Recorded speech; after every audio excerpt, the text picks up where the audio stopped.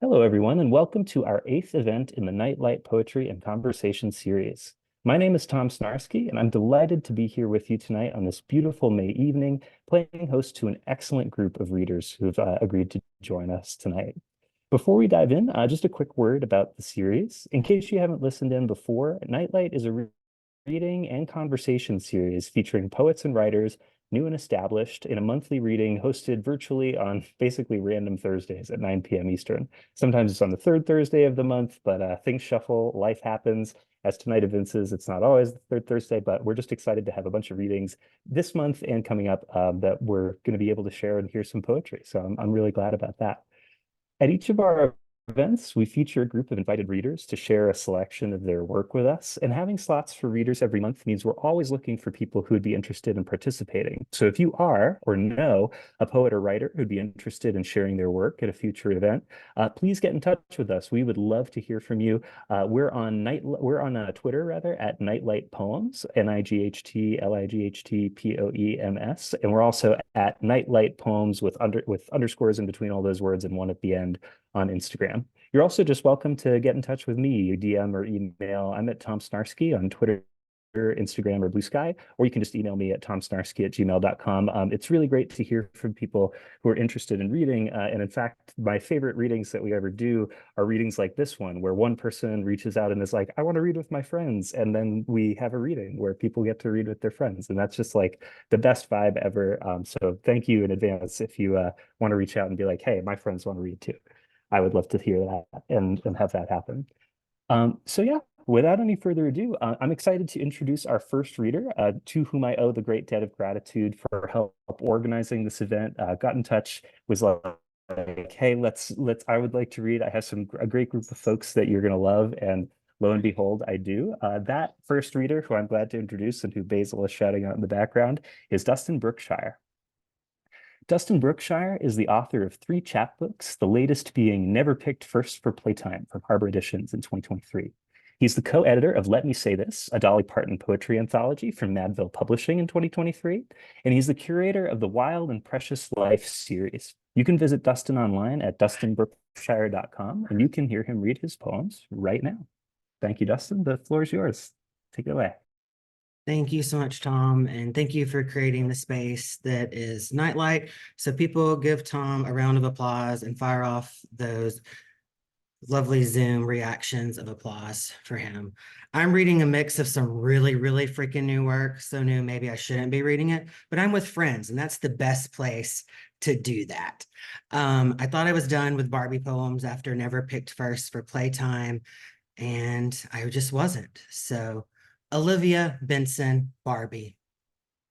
Mattel initially dismissed the plans for Olivia Benson Barbie. 25 years, over 550 episodes, Olivia Benson has served retribution to pedophiles, rapists, to all men that assault. Olivia Benson Barbie is unaware of the comments made by male execs and top secret memos filed away before her creation. What if she empowers girls too much? Who hasn't forced a kin on a Barbie? Can Barbie even say no? LOL. Mattel shredded those memos after the success of the Barbie movie. The company gifted staff in its El Segundo headquarters pink buttons with hashtag Mattel loves feminism and reusable bags with hashtag women get it done. Mattel CEO knew there was more money, more ways to support and foster the feminist cause. Now, Olivia Benson Barbie protects every Barbie, Midge, and Skipper, and any off-brand dolls in the playroom, slams each kin with a trespassing hand to the ground with her sensible flat pressed in their back. We're going to get dirty. Broken Daddy Guzzle. This poem is not inspired by Plas Daddy. If that's what you want, you should stop listening. This daddy guzzle is inspired by Asheville boys and daddy. That's what they call me on Grindr, daddy. They continue in my bed. Am I a good boy, daddy? They ask or look me in the eyes. May I have some daddy dick? These boys in their 20s are hungry for daddy and his attention. I don't care about the root of their daddy issues. Consent is sexy to this daddy. I think back to my own daddy, craving past of Manhunt and Gay.com. I checked daddy as an interest on both. I craved a daddy, worshiping my 20-something body. Daddy, I'd whisper, fuck me. The word on my lips, daddy, made his cock stiffer. I loved the power over daddy, one that shows his age, but still cute for a daddy, hungry for youth while embracing daddy status. The ones that were hot 20 years ago, boy to daddy is a hard transition. Goodbye, boy. Hello, daddy. Did you know my bed is a playground for daddy? Here I am, a guy starting his own daddyhood. You want to know if my daddy problems are surfacing, inspiring, broken daddy, guzzle, dismissive daddy, mean daddy, absentee daddy. I'm only sharing the present. I'm 40, a daddy, even though I get Botox to decrease the daddy lines across my face. I embrace daddy status. Smile when the boys say, I've missed you, daddy. I love villanelles. And so this villanelle, all of the end words are the same end words. And Beth Gillis, who's my mentor, her villanelle, fat chance. So I wrote to those end words. Bitch, baby poet villanelle. My poems come straight from the heart, he posts. If you think cliche, we're a match. Next, he brags with a post about being so smart. A self-taught poet means an honest start. No musical beds at conferences, he's no lech. He writes poems that come from the heart. He'll tell you quickly his work sets him apart. No cheating with MFA connections, but attached to bragging. His success is because he's so smart. First English major to be a success from Hobart, Indiana, should make him state poet laureate. Watch as he recites a poem written from his heart. He demands, put my books in your online cart. Another award he didn't win, a wretch. No, he's overlooked for being too smart. He's a soldier of poetry continuing to march into the lives of readers, each his poetic match, because he writes every poem from the heart. Not a fan? Obviously, it's you who isn't smart. Quality Men, a Grinder Villanelle, inspired by Randall Mann. I'm only interested in quality men, not into younger guys, all brats. Don't message me again and again. No response is a response. When will people learn? No femmes, no fats. I'm only interested in quality men. Over 55, better be a 10. There's no bell curve. That's that. Don't message me again. This ass is a prize you can win. Be successful, a man of many hats. I'm only interested in quality men. Own, don't rent. I live a penthouse with a balcony for our chats. Don't message me again and again. No BO. I don't want a pig pen. And don't forget to send your stats. I'm only interested in quality men. Don't message me again and again. Those are all things, if you are on Grindr, you will recognize. Those are a lot of things that are actually taken from Grindr profiles and common comments. Blasphemous villanelle.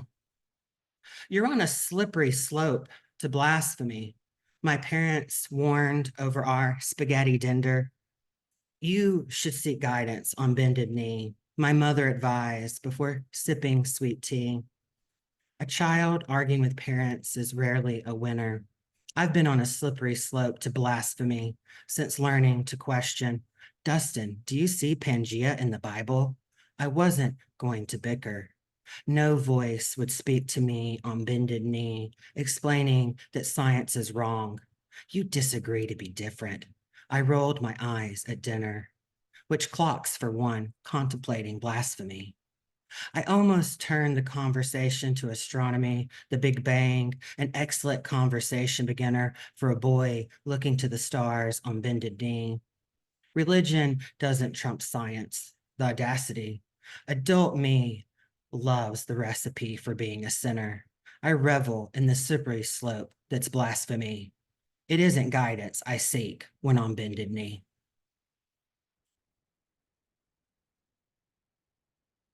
Yeah, another Villanelle. Villanelle for all us faggots. Have you ever been called a faggot from a moving car? You'll never forget your first time. They see your faggon shining like a star. Faggot burns like acid and sticks like tar. Embracing your truth is treated like a crime. Ever been called a faggot from a moving car? The experience will slice, leaving a deep scar, especially when living proudly in your prime, even when your faggon shines like a star. Walking to Burkhart's, my favorite gay bar, for a drag show and vodka tonic with lime, I was called a faggot from a moving car.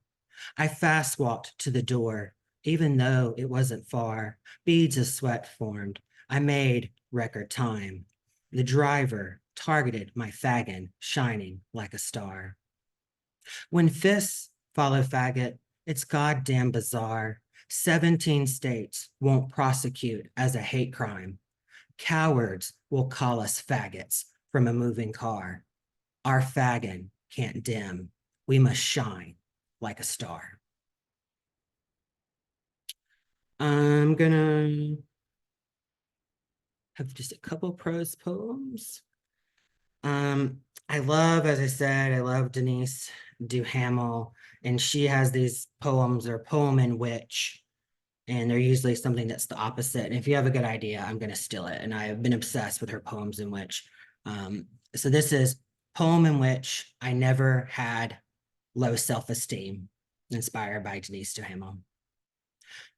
I'm pleased with my weight, like a spelling bee champ proud of his win, all throughout elementary school. In middle school, I celebrate my love handles like Americans celebrate the 4th of July. My father never reminded me before eating dessert that he's never seen a fat person happy.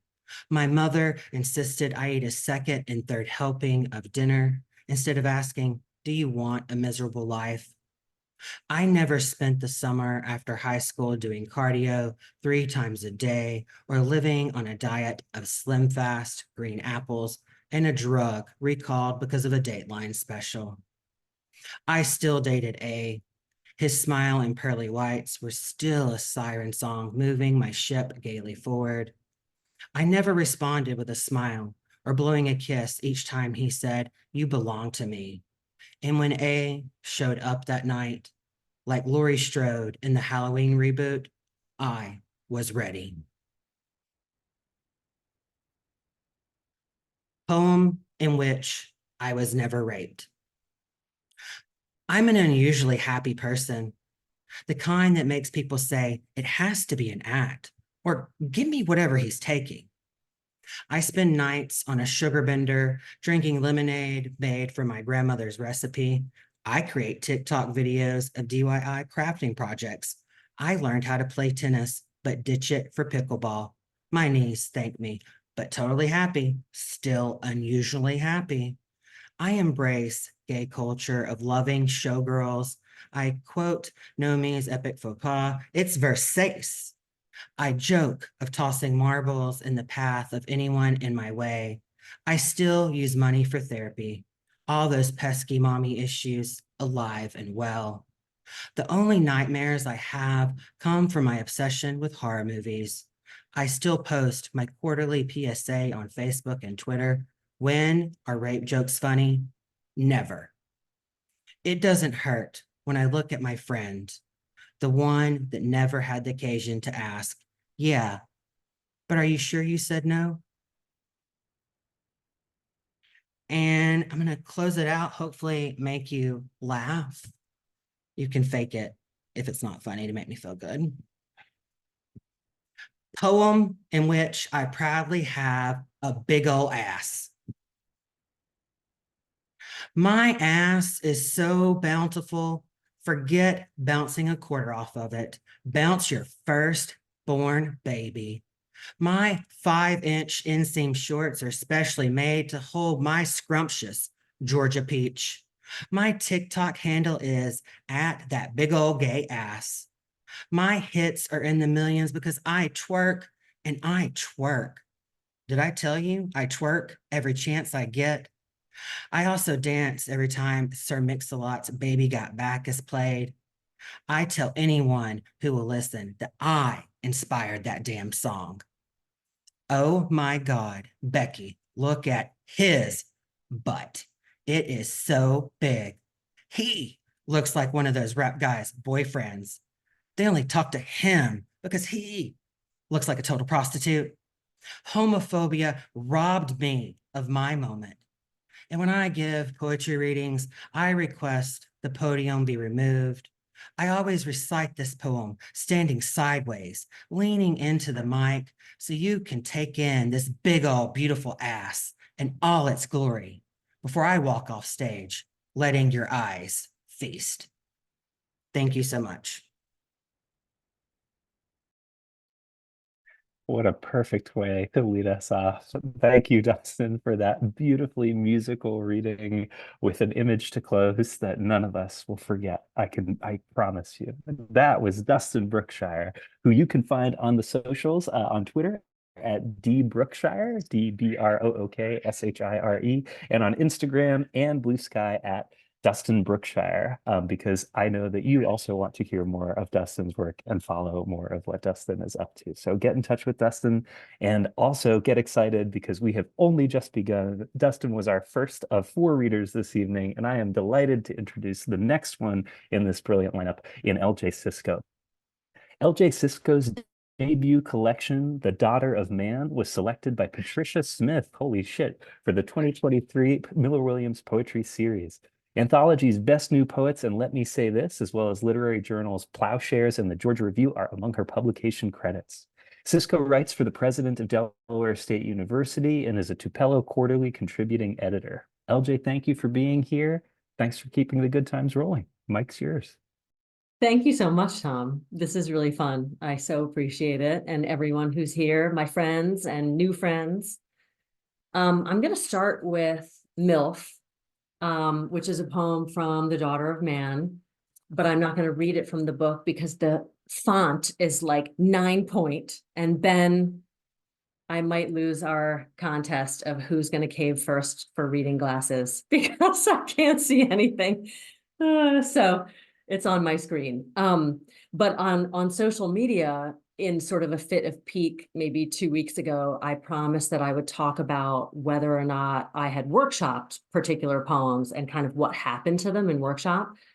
So I'm going to say about MILF that when I brought this poem, as you'll hear it now, to a workshop, the advice was to break it into 2 different poems, load the sort of maternal breastfeeding elements into a different poem that was about motherhood, and then leave the sort of MILF male gaze elements in their own poem. And I maybe only a few times in my workshop life has the blood sort of drained from my face. And that was one of them. I just, obviously, as you'll hear, did not take that advice. And the reason is I'm putting the M back in MILF. And the point is to kind of show or reframe, instead of a kind of aggressive sexuality, a male sexuality, what it means to have a psychosocial and psychosexual relationship between mother and daughter. So this is very much a female landscape. MILF. The M's self-explanatory. The I is a boy man's first-person perspective, a set of eyes evaluating her body's sensual potential relative to his anticipated pleasure, a furtive cost-benefit analysis, taking into account hidden value against asset depreciation. L stands for like, but it's the K in like that I like for its indecorous clack of tongue against soft palate, followed by a tiny capitulating exhale, breath that subordinates itself to the future's pulsing throb, a throb I can feel from here as I stand at the gas pump near a boy man topping off his already full tank with aggressive lever pumps. He's like a nearly satiated baby, nodding off to sleep, but awakening with a start once the nipple pops free of his lips. He's got a clamping latch and loud complaining colic. That cry's going to shatter your nerves, the nurse said to me postpartum. And my firstborn, my daughter, did. But I got my nerves back, or we grew them anew together. My favorite nerve still the one connecting my nipple to my contracting womb. I'd never have known how animal and wild I am but for that burning flare, casting light enough by which to survey the ground of my body's farthest biomes. Boy man at the gas station doesn't know nipples or nerves or wombs from Adam, but judging from his handling of this moment, he knows what the F signifies. His thoughts' transit from M to F seems quick, prematurely coming, without verification of my M status or the length, depth, or breadth of his own L. What I think he knows best is I. He's an I expert, giving tours of local erect monuments to being. And his being wants me to know he sees me being, I to I. And for that, I thank him. His is an affirmation of a kind here at pump number 3. Even as his gaze travels across my body, he's tearing the receipt hard and fast away from the pump, crumpling it in a clenched fist as his eyes move like the jet stream that rakes then dips across America's breadbasket, dropping heat and moisture down and down before rising up and peeling out to sea in a Ford F-150. Thank you. All right, it's time to put in a search term and see if I can find my masturbation poem. I'm going to compete with Dustin tonight. Not really.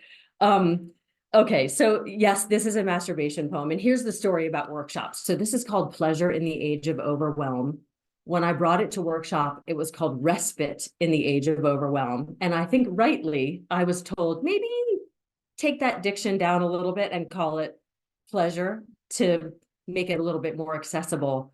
But after I read it, I'll tell you about something that the workshop really liked that I ended up taking out because, I don't know, I just curmudgeonly wanted to take away their candy, and now I kind of regret it. So you'll have to tell me whether I should have left it in or not. Okay, Pleasure in the Age of Overwhelm. My right hand is charged with redemption of the now. It will ache later. Lightning flashes on loamy banks beside my clitoris. What else is there this afternoon when I'm meant to read, write, attend the tragic pageant of the news? Generations have abdicated. In the age of overwhelm, may as well be honest. In our separate provinces, humans pretend to work from home, but we're all scrolling doom, then palpating the ache, massaging our plight a little, then rhythmically keeping time on muffled timpani beneath fleece throws. Such a right, our thunder. Nature is never finished. For each wrath-wrought bolt reeking down, our benevolence can still tender rain across the fruited plain, plump clouds in spacious skies, swell waves of amber grain. Come, I beg you, listen to the hush just after crisis. All is soaked and sated, bright with shameful excess. How do we explain? I've turned cartoon, and you, caricature.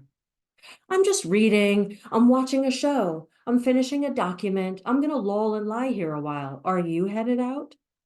Once the car backs down the driveway, we beat hasty retreat to the couch and love ourselves for old time's honor.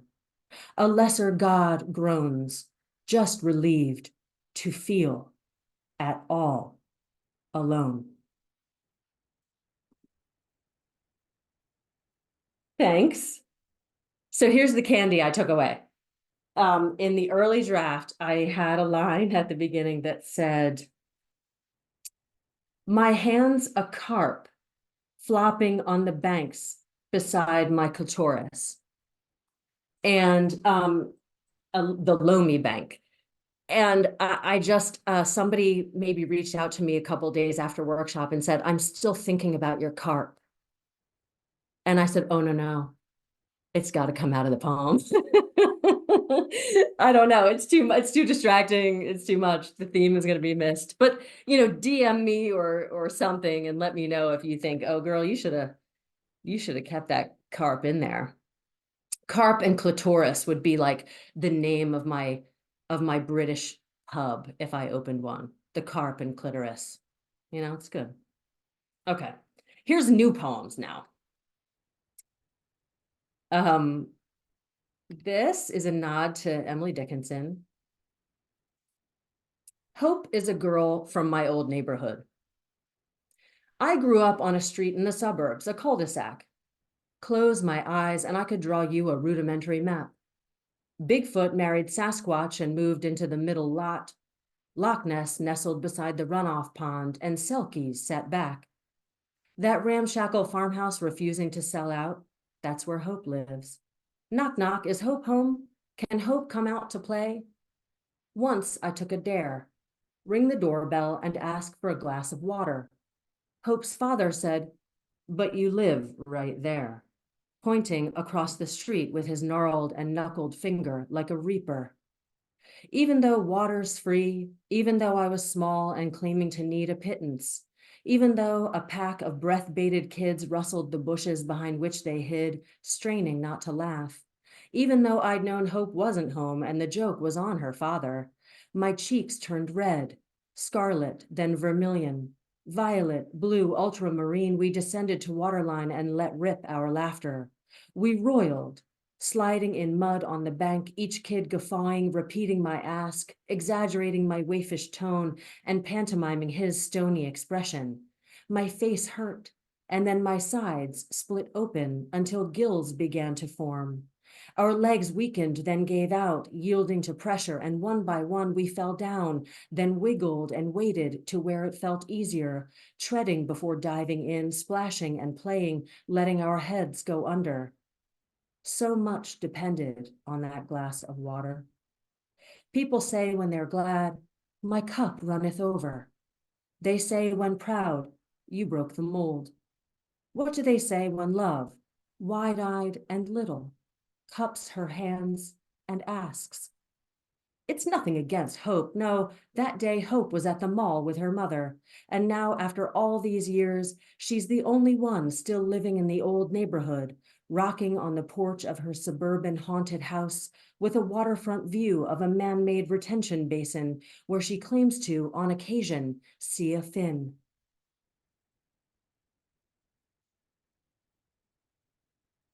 Thanks. I have never read that one.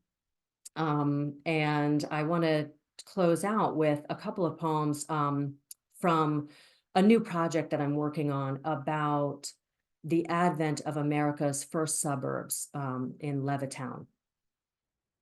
These are prose poems that kind of that work like an assembly line, where the final word of the previous sentence is the first of the next. And so it's like a daisy chain. Levittown. A self-contained suburban community of prefabricated houses 20 miles outside New York City. In 1941, another war was on.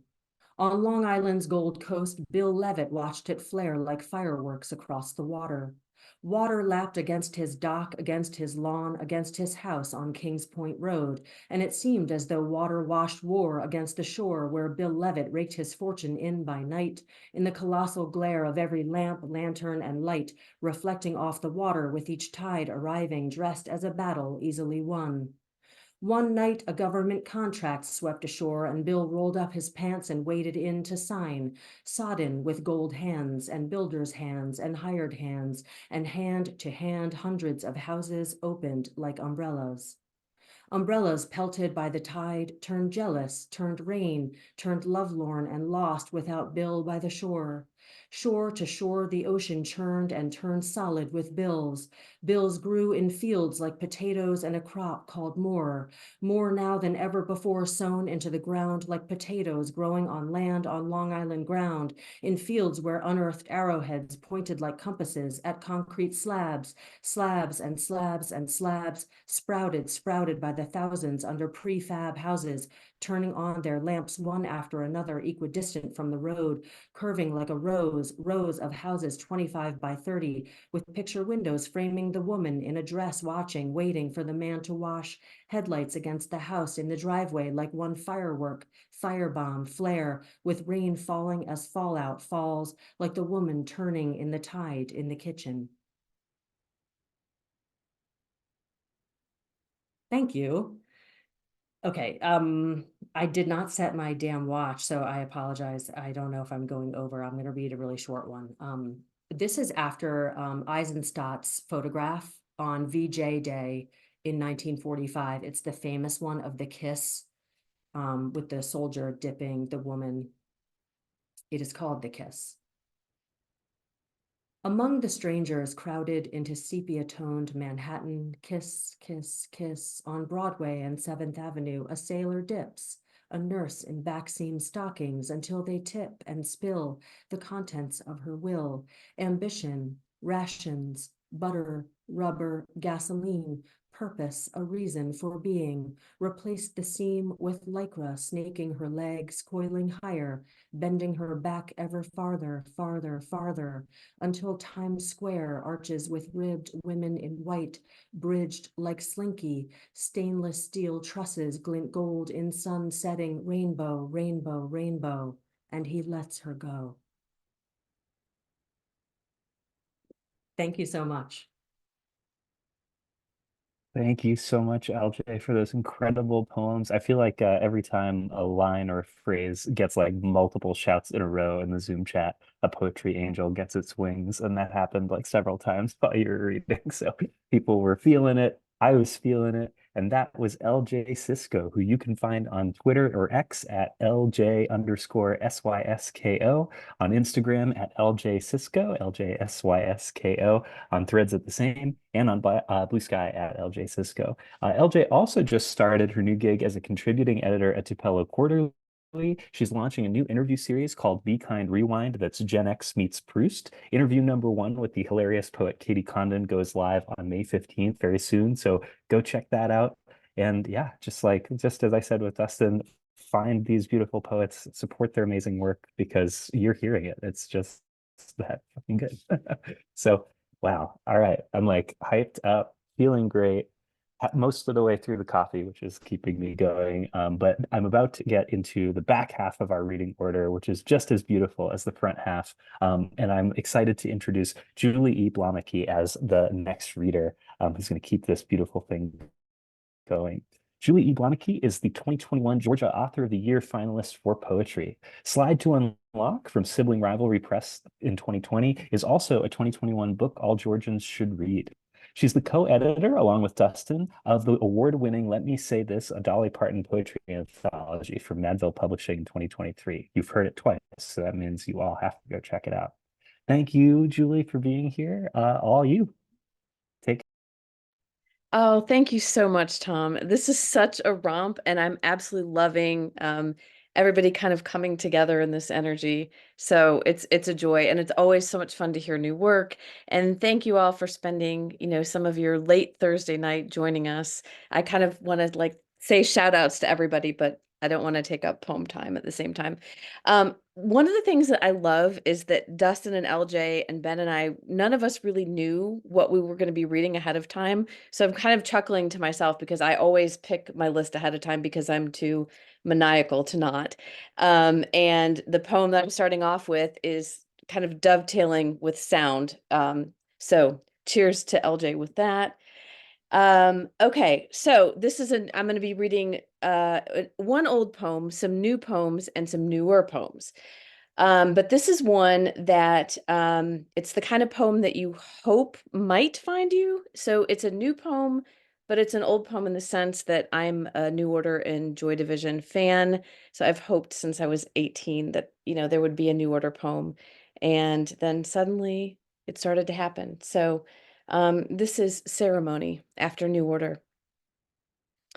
The notes go naked and I unlock for lyrics, tangle back into that us, dark, how we turn it up so loud we strike, same old story, everything, obsidian and lack. How you touch me to find yourself slick, speak forever into my neck, track the wreck of my heart, everything for spark.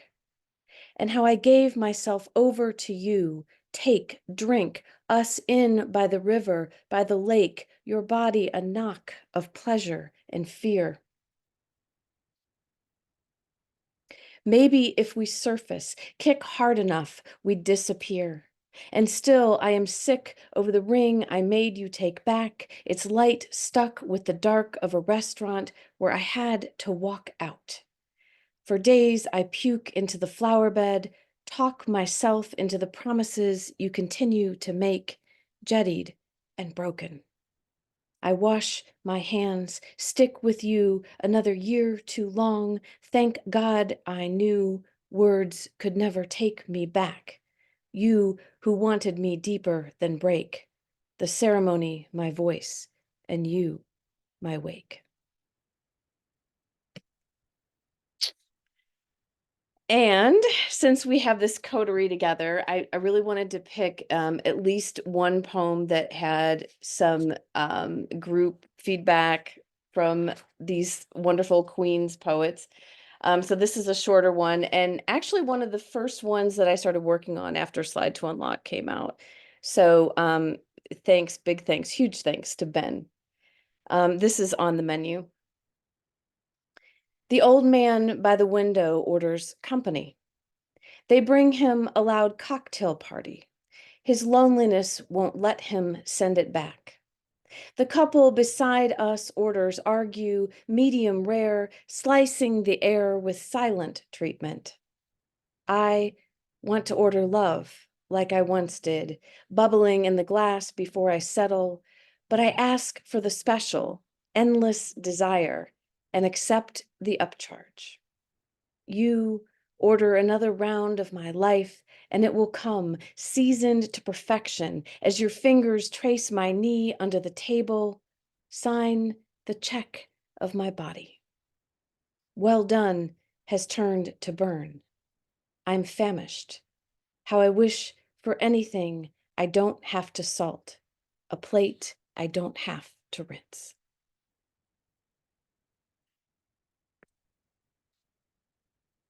And an older one, just one from Slide to Unlock, but I was revisiting some of these poems in preparation for the reading, and I'm always amazed when something is released into the world and then you go back and revisit it over time, how there are these layers of meaning that happen that you couldn't have expected. And this was one that sort of struck me today.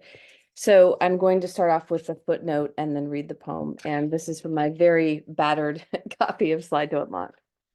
The footnote is from 2008 until 2015, couples attached padlocks to the Pont des Arts Bridge in Paris as a declaration of love. The weight of the locks, over 45 tons in 2015, caused the collapse of the bridge panels and ultimately led to their removal. In 2014, the Love Without Locks campaign discouraged the practice with the reminder, our bridges can no longer withstand your gestures of love. Lock Bridge, 2008. He stands in the middle, night Paris rising from the Seine, rain parts, leaves a gloss, flecked catches of light, the seemingly endless brass hitched and held one over the other.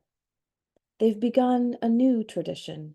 Lock a lock to the bridge, drop the key into the river's bed. The weight of this, already creaking Pont des Arts, beginning the bow. So many combinations of we or us sealed in the vow of click, how each one dialed into the heart, bound to the tumble, willingly chose the heft in hand. What of the others, taken from a pocket, a simple rotary of thumb and forefinger, turning the secret code? He lifts them now, one after the other, notes each as title, story stamped to lock body, master, triumph, hero, guard, honesty, frame, protects, valor, climax, best. All this locking as owning, as holding cell, claiming love. He traces over lovers, initials scratched as with nail or key, as if to free or bind themselves, fingers gone numb for attempted eternal. But none of this stops the yearning, the wondering where our lives have been these last 17 years. In Paris, he feels the collapse, the insistence upon insistence, no seeming end to the vanishing point. These once promises, now small, cumulative prisons of love, persuasions to do what cannot be undone. He unlocks his phone, hovers over me, pin of my city, distant in the map of his palm.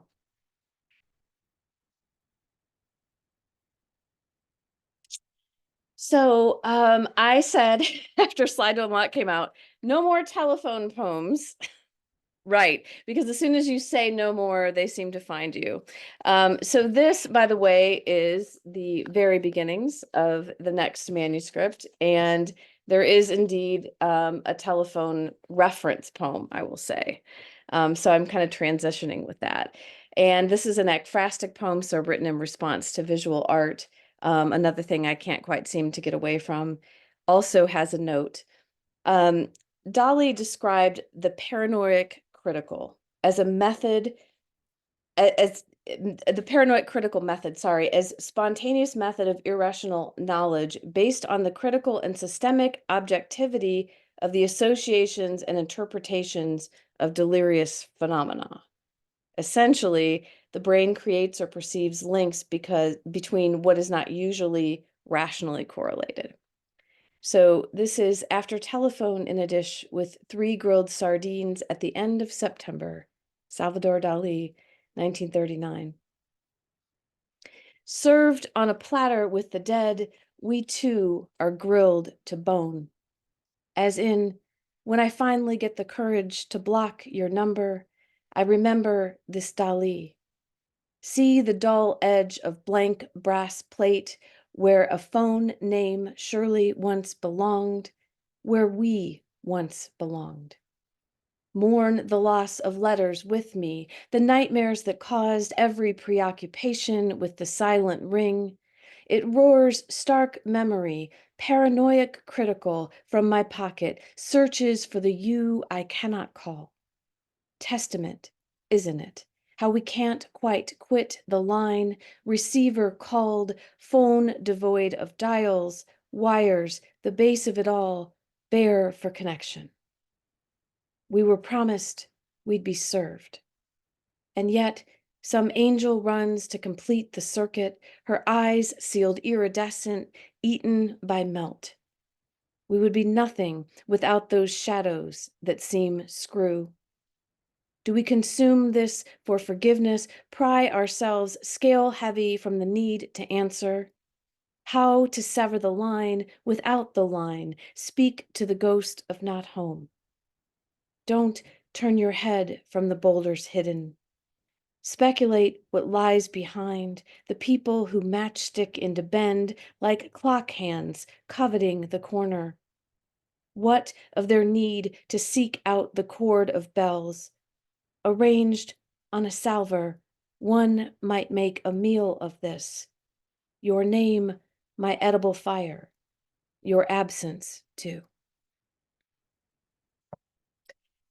And there's a fun little story about this poem. Years and years ago, my oldest son said to me, I have a line that I want you to put into a poem. And the line was edible fire. And so I've been trying to find a way to do that for the longest time. So that's my surprise to Gareth. And when he watches this, if he watches this, he will now know. So serendipitously enough, Sandra Beasley is in the audience, and one of the poems that I have is from a workshop that I did with her. So this is a surprise for Sandra. So this is Folly Beach. A toddler startles me awake, her hand gentle with patting awe for the star of sequins on my triangle top.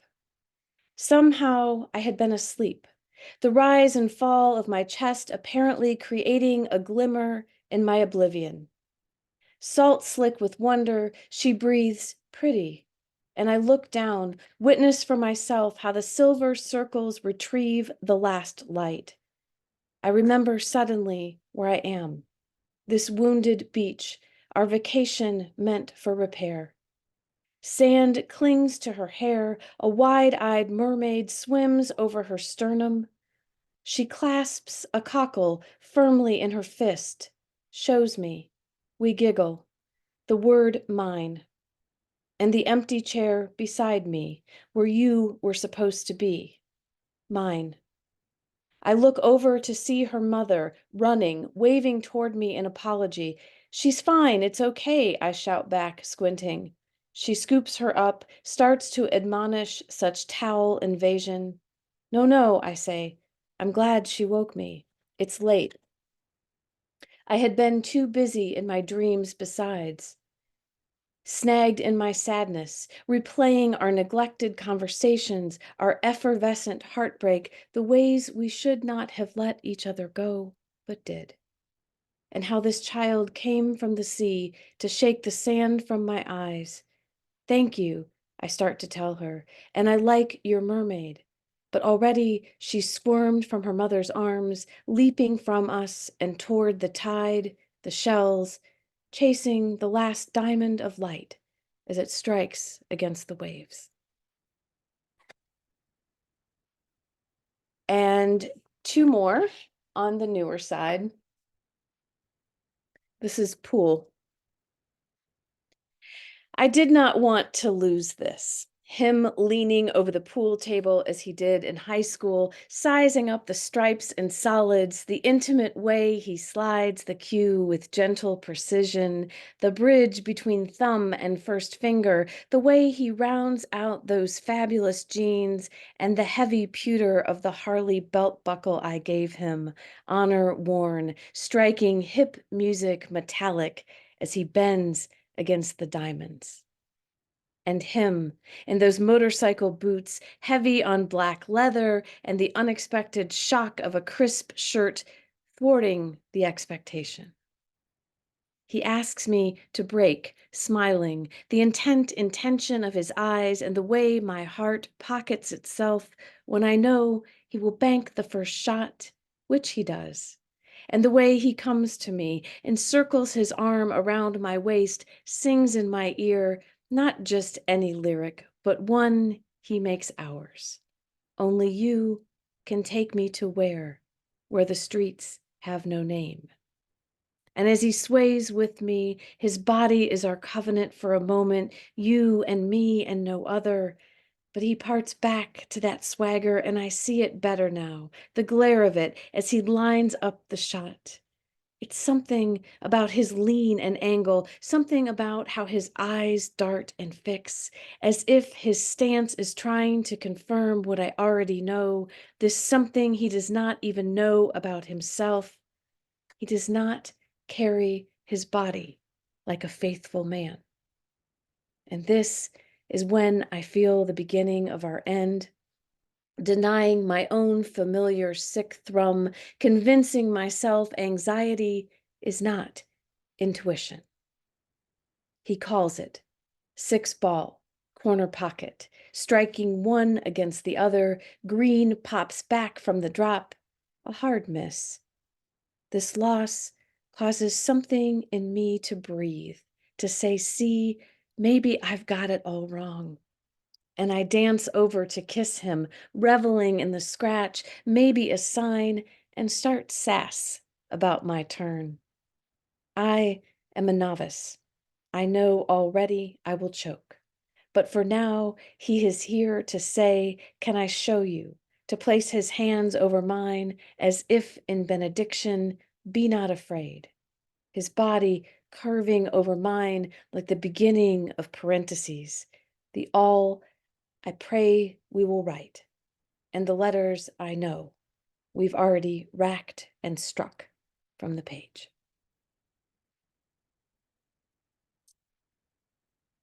And I will end with this, which was just in a recent issue of South Florida Poetry Journal. This is After the Promenade, Pierre-Auguste Renoir, 1876.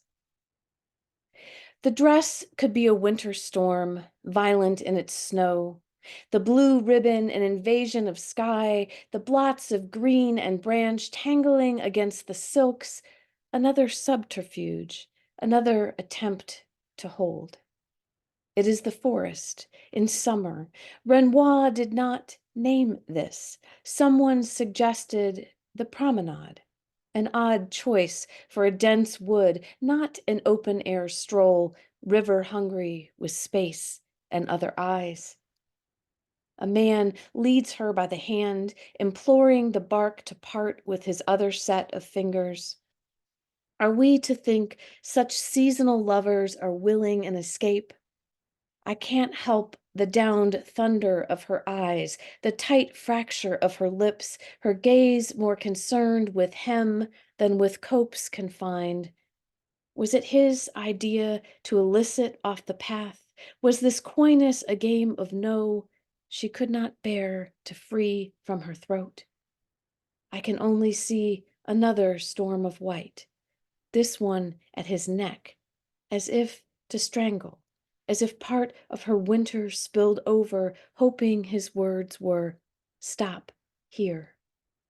Believe the ice and swirl of this dress, the way she grips it, an attempt to keep something, anything, pristine. Thank you all so much. Amazing, Julie. Thank you so, so much for sharing those poems, a mix of the old and the new, the workshop and the everything else. Shout out to your workshop person, which I was like so glad to hear. And those ekphrastic poems are mind-blowing. I'm so glad you shared them. And I'm just like reeling with the joy of it just now, as are our good friends in the chat. And that was Julie Bloemeke, who you can find on Instagram at Julie E. Bloemeke, JulieEBloemeke. Julie is also the associate editor of South Carolina Review. So please consider sending some work at South Carolina Review. Julie is also leading the hashtag 5Poets5Parks initiative with Metro Parks Toledo for 2025. So if you are an Ohio poet, please reach out to Julie. You can find her website at JeBloemeke, JeBloemeke.com. Whew. Yeah, I just want to like sit in poems for a minute, like the amount of impact that has happened. And also, like this part of the night is always a little bit challenging because we are introducing our last reader, but I'm deeply relieved because that last reader is someone as cool as Ben Kline. So without any further ado, Ben Kline is the author of the chapbooks Sagittarius A** and Dead Uncles, as well as the forthcoming full-length collections It Was Never Supposed to Be from Variant Literature and Twang from ELJ Editions. His work has appeared in Poet Lore, Copper Nickel, Florida Review, Southeast Review, Diagram, Poetry, and other publications. You can read and learn more at his website, and you can hear him right now. Ben, thank you for being our cleanup hitter tonight. I'm really excited to hear what you're going to read. Thank you, Tom. Thank you to everybody for being here. Thank you to my workshopy colleagues, Dustin, Julie, and LJ, and Aaron DeLee is here with us as well. Yeah, I totally threw out my set list because of what you guys read. Like, I hate you.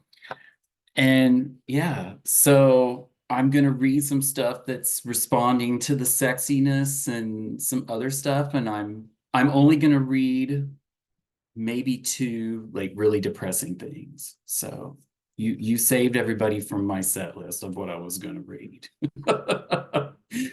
um yeah, so I'm gonna start. I'm gonna read two poems from my up. I'm gonna skip the revisitation of my chat books, like so long goodbye. And I'm gonna read two from my upcoming full lengths, and we're gonna start with "It Was Never Supposed to Be," which is coming out from Variant Literature at some point later this year or early next year. And I'm gonna read the first poem, just to give you the highlight. "It Was Never Supposed to Be" exists from an idea from Dustin, because I wrote a poem and he was like, oh, you should make a book of that. And basically it's a book of poems that go from Don't Ask, Don't Tell to Obergefell. And this is the opener. "It was never supposed to be ours.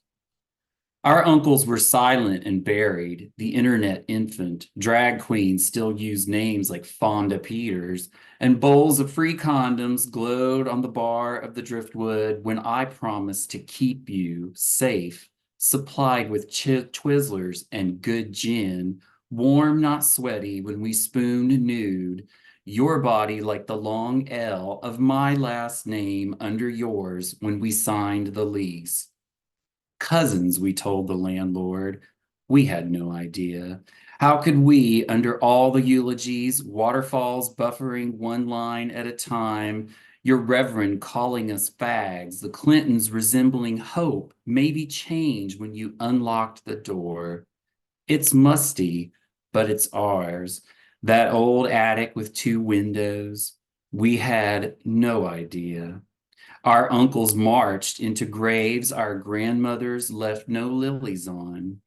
You made me banana pancakes, crispy bacon, and a decent proposal. The tungsten ring in my mimosa, a blue wish I wanted to shout when it touched my lips. And then the second one I'm going to read, I actually had to read for the first time last night. It's going to appear this summer in West Trade Review as an online piece, and it's going to be audio. So I had to read this out loud for the first time last night and record it. And it was so cute because Kaylee, the young editor who helped me, super young. This poem is set in the time of the AIDS quilt, and she had no idea. So I sort of had to like tell the story of the AIDS quilt and sort of that transition time and my relationship to the quilt. This poem was inspired by, I think it was 2017, 2018, and Atlanta Pride was the first time I ever saw the square with my uncle's name in it. And I like literally had a breakdown in Piedmont Park, but it created this poem. So, and the title goes directly into the first tercet. It was supposed to be wild violets bruising my nipples and neck, every cock a loaded gun, the ropey cough a lonely siren. Even then, I answered, oh, I use condoms every time. After watching all the uncles cave into their bodies, and I was supposed to die too, gagging on phlegm on every erection within reach, lust an engine turning me over and over and over, more hands, their fingers smoked blue by my cheap loo. I dismissed every drop of sweat caught on my pillow-bitten dreams of acronyms for my wasted end. I didn't want to suffer the endless procession of urgent purple flags, but it was supposed to be my fate, maybe my choice, until my seventh scare, I learned a new word, retroviral. A miracle, my doctor said I could try if I tested positive. I could take the cocktail, count the pills, and drink more water, eat less meat, a new regimen for living the end. I was negative and didn't know what I was supposed to do with my life. Be an uncle, a lover, of course, but the rest remained without examples. Maybe I'd finish my master's, write my novel, buy a condo, retire, even die of old age. That summer, I drove to DC with friends, walked the edges of the quilt, the conversations about civil unions, who was going to the fireplace later, the full faith and credit of domestic partnerships. I heard men settling into safe expectations, the inverse thrill of legality, the freedom to be seen. My friends were asking strangers which bar had a sling when I saw my uncle's name in the white lettered black square of his bowling team, with the date June 28th, 1992. Too soon, too late. Not what the priest who gave his eulogy said it was supposed to be. The high sun pricked my shoulders. I declined my turn in the sling. I had time for more. Oh, that poem's a lot. Okay, so then next year, my book Twang that's been a decade in the making, and I have to give props to my friend Melissa, my colleague at Poetry Stacked, who is here. She was one of the first people to read an early draft, and Dustin and Julie and LJ have read it. Sandra Beasley gave it an amazing read last year that was super helpful, and it's coming out next April from ELJ Editions. I'm just going to read two poems from it. I think I'm going to read two prose poems. I'm going to read the opener and the penultimate. The first one is called Augur. Every summer, the field between our house and the creek cracked, zigzags wide enough to hide a copperhead or break an ankle. Not from drought, Dad said, just August. Even in wet years, when young corn crowded the fence, stalks would vanish at dusk, turn up in the winter plow.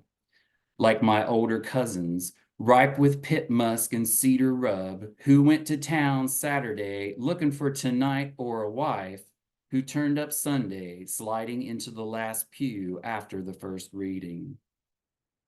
In drought or fallow seasons, the field rolled too, bearing its silt belly and old ash and occasional femur. Dad said a fella could vanish in the soft spots. I crawled through thistles and ironweeds, patting the soil, digging holes by hand. I found dust and molds, seeds and starling shit, not a single spot into which I could vanish like my uncle deep into his fifth, mumbling about me not liking girls the right way. I kept digging through orphan roots and detritus, germinating, ready. And then I got to go all the way to the end. And so this prose poem is a holler psalm. At one of Dustin's Wild and Precious Life readings, it was J.P. Howard, I think, who read some praise poems. And I was like, what's the hillbilly version of that? And it's a holler psalm. And I've actually been writing quite a few of these. And this is actually the first one I wrote. And I got to tell JP about it. We had a whole moment at AWP and she gave me like the biggest hug and it made me feel so happy because I just love her work. And I'm so happy that I was able to take that magic and kind of do something with it. So this is Holler Psalm 6, 1 through 2. Bless your femurs of iron ore. Grandma said hers too were once sturdy in winter ice, stern against summer's August core. May they steal you through Manhattan canyons. Bless your flinty Olacronin. Oh, I forgot how to pronounce that. Bless your flinty Olacronin, sparking every time your uncle shattered empty bottles against it. Your silica ulna, a shield your father envied behind his silent concessions. He was all talk, clavicle slack under his brother's weighty rage. Bless your phosphate kneecaps. Bless your graphite nails and feldspar fingers, graphing strangers in the dark without leaving a mark. May they always pleasure the world. Bless the quartz click-clack of your nails on your manual typewriter, the poems you wrote when your mother refused to play along, called herself coal, absorbing any light she could, stowing it in her marrow of slick mud and thick silt, a sinking you learned as love. May your chalk wrist continue saying otherwise, swinging below the line, belts, drawing stall art, new memes and last names, a life in the margins. Bless the shale storing your past behind your sternum. Bless the dolomite sockets of your diamond eyes, set to stun straight on or from the side, depending on the fella, day and time. And bless your gypsum lips, you know why. All right, how am I doing on time? Okay, I'm gonna try to keep it to like 5 minutes. So I'm gonna read some new stuff. Okay, I have to read like one really depressing, I'm gonna read one really depressing mom poem because it's a duplex that I wrote during the forums challenge in the recent 30/30, and it turned out like crazy wild. Like I actually like it. You know how weird it is when you like your own poems? So yeah, I also read it at a reading earlier this week and was like, oh, wow. So this is a duplex, and I took it back to Jericho's original intention for duplexes, which is the gutted sonnet. And so you're going to kind of see both the sonnet and the duplex at work here. It's a very talky poem for me, but it's also a little on the brutal side. This is called Gutted Sonnet. I can admit I didn't like my mom. I told her once, years before she died, and she told me 4 years before she died. Such was the beauty of our honesty and the hurt of our felicity, like an invite to a lover's wedding. She refused an invite to my wedding. Love between us changing no feelings of love changing us between the cursed psalms covering the envelope she returned. Oh, the drama she enjoyed, admitting she enjoyed it, the same as me, admitting I didn't like her, my mom, dead for years before she died, honestly.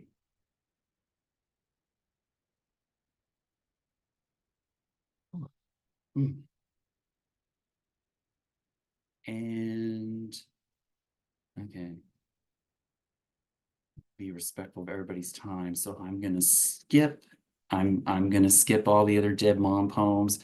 Also during 30/30, I started this crazy project where I was like, what if I was a time traveler from 2258 and I went back to Brooklyn in 1858 and had an affair with Walt Whitman? Yeah, so because from like sort of 1856 to like 1861, there's not a lot of information about his life. He wasn't journaling as much as normal because he was having to work a lot. His family's real estate deals had kind of bleh, and so he was working as a editor for several publications in Brooklyn. This was also the time that he published that completely insane the manly training, and oh my God, I'm like totally drawing a blank on the title of it now, but he literally wrote this like insane RFK Jr. homeopathic like body influencer workout book that is one of the zaniest things you can ever read, and it's pretty much free on the internet. So I'm going to close out tonight with a couple of those because they're a little lighter and they're just fun to read, and this is one of my favorites. Just a night out between the time traveler and Walt. And it's again, the title goes right into the poem. Walt says it has to be a song because he's taken with a strummer swinging his bare legs off the pier, gulls mewing off tune between swoops for a floating crumb or surface fish, curious about the ukulele spilling into the sound. Other men pause en route to the corner bar, listen for a few bars, a little shimmy, go back to going, the song of himself longing for them to come back, to roll their pants legs up past the knee, exposing calves, pale feet, The sour sweet of workdays abridged, Walt says, is his favorite part of the song. We watch him finish, lifting his croon into yodel, a dog nearby calling back, men shouting again from the trawler about to dock. It's the best way, Walt says, to find out who, but I tell him I prefer the direct gaze of a man against an oak, his lumbar arched against history, but into me, his song a whisper we've learned to play with our tongues in the dark. And then I'm gonna read one. Dustin actually read an earlier version of this, and that will wrap the night. It's sort of a villanelle that became a monostitch. Oh, come on. Wow, I didn't realize I'd written so many of these. And this is called War Was Coming, Spring 1861. Already gray, tinged with delicate purple around his eyes, Walt asked me to stay one more night, but war was coming. I stayed 2 years too long, knowing I could wormhole back to the day I left the curiosity, tingling with indelicate purple, gray already salting curls I didn't know I could grow, my mission about his missing years complete, but war was coming. One more night, risked stranding me in this past I revered, risked our reverie breaking this last night already gray, tinged with a delicate purple, threatening to reveal my true nature. Would it ruin us? Would I sleep alone in my starship on our last night before war arrived? I told him I'd taken a job in Chicago. He removed my trousers, his gray mane already between my thighs, tinged purple. War was coming. We'd have one more night. Thank you, everybody. Wow, thank you, Ben, for taking us home on that incredible note. The book opened with Dustin's daddy poem and closed with Walt Whitman, and it was perfect. It was the most beautiful thing. I'm like gonna have to knock Primer off my personal like top time traveler text like pantheon and be like, sorry, there's only room for one great time travel text up there. And that was Ben Kline, who you can find on Instagram at Ben the Author, Ben the Author, common spelling, and on Twitter at Ben Kline Poet, BenKlinePoet.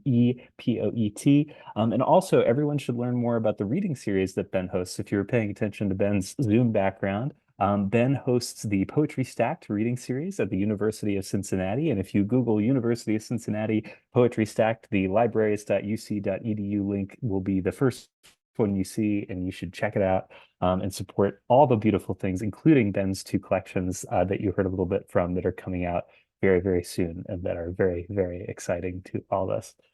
Yeah, wow, it's 10:18 where I am, and it feels like the night has just begun because the endorphin rush is so great. But I just want to thank you all so much, to our readers, to our listeners, for being here tonight. This is a really, really magical event. And I'm just so grateful that you all readers shared this amazing stuff with us, and listeners, whether you're here in the Zoom call with us or checking this out on YouTube after. Thank you for giving this hour and change of your life over to poetry. And I hope that if you are listening and you have a sheaf of new poems close at hand, you might consider dropping us a line. We're Nightlight Poems on some socials. I'm Tom Snarsky at various places. Feel free to get in touch. We would love to have you on a future reading. Hopefully you felt the love tonight, and I want to continue that beautiful tradition. Going into some of our next readings, we actually have another reading coming up in just 2 weeks' time. We normally don't double up on months, but we missed April. So, getting that National Poetry Month FOMO, we have Jill Brigance, who's in the call with us, will be reading along with a bunch of other wonderful folks. So please consider joining us for that and drop us a line if you'd like to be in one of our lineups for the summer or beyond. I also am gonna, while Basil's yelling at me, do one thing that has become a nightlight tradition, which is I'm gonna close with a poem. And this is from my favorite John Ashbery book, which is called April Galleons. This poem is called Posture of Unease. And again, I'm going to close the recording after this. So one last thank you.